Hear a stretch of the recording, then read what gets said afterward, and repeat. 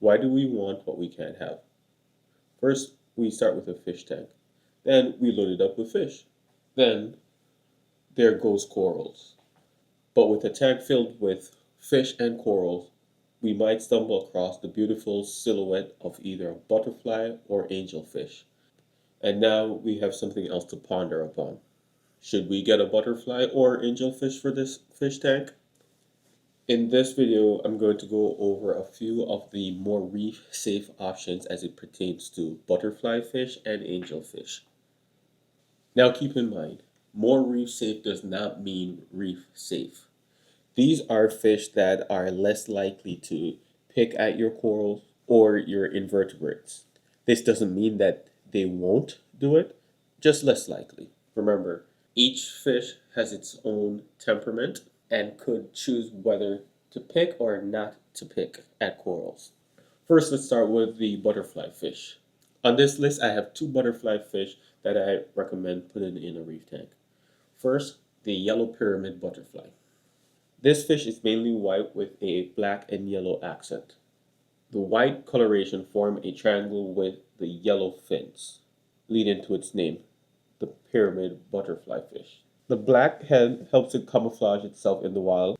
The pyramid butterfly fish mainly feeds on plankton in the wild, which makes them more reef safe. But some occasionally pick on xenia and other soft corals. So best thing to do is feed it multiple times a day to limit its xenia and soft coral appetite. We recommend a larger aquarium, at least 125 gallons, with stable parameters. In captivity, we recommend feeding frozen or freeze-dried food. Here, we only feed the Mermaid's Cove, all-in-one, or the Chunky, along with a daily dose of nori. Next, we have the Copperband butterfly. Very similar in color to the yellow pyramid butterfly.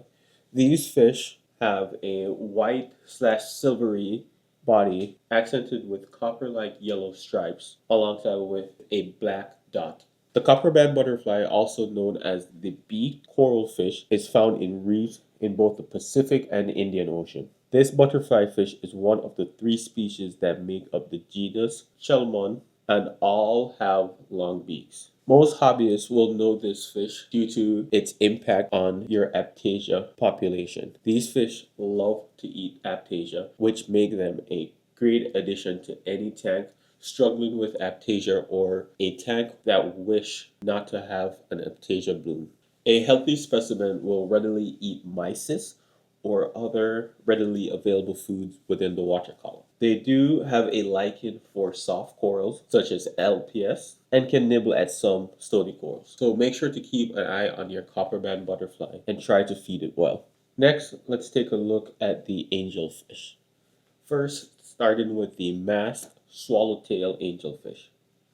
This fish is also known as the Japanese angelfish and resides in the Northwest Pacific Ocean, from southern Japan to the Philippines. They inhabit rocky reefs and are also seen in small groups of one male and several females. Males have a bright yellow-orange face that continues horizontally down the side of the fish, with a narrow black vertical bar running the length of the side of the fish.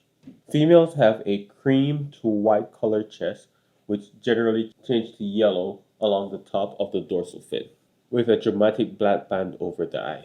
We recommend at least 125 gallons, well-established or larger aquarium to provide enough swimming space to accommodate this species, with a lot of hiding places. These fish are less likely to nibble at your stony corals. We recommend a meaty diet with supplemental algae to form a high-quality meal. Next on our list, the Bellus angel. With most angels, we recommend at least 125 gallons, and this one is no different. As it pertains to food, we recommend a good varying diet of meaty food. The Bellus angels are hermaphrodites and are able to change sex from female to male, and males can even revert back to females if no females are present in the aquarium.